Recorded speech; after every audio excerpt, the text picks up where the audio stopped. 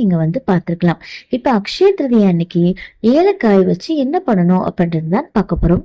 இதுக்கு வந்து ஒரு 6 ஏலக்காய் எடுத்துக்கோங்க. அதுக்கப்புறமா ரெட் கலர் ஸ்கெட்ச் ஒன்று வந்து எடுத்துக்கோங்க. இது 2 தான் வச்சு நம்ம நம்ம இந்த பரிகாரத்தை பண்ண போறோம்.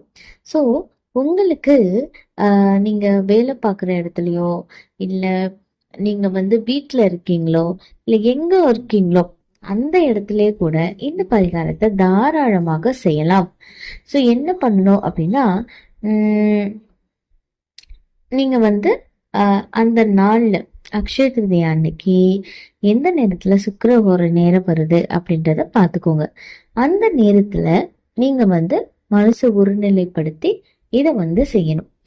எந்த ஒரு பரிகாரம் நீங்க செய்யறதா இருந்தாலும் அந்த பரிகாரத்துக்கு எடுத்துக்கக்கூடிய பொருட்கள் எப்பவுமே வந்து பாத்தீங்கன்னா நல்ல வந்து ஃப்ரெஷ்ஷா இருக்க மாதிரி இருக்கணும்.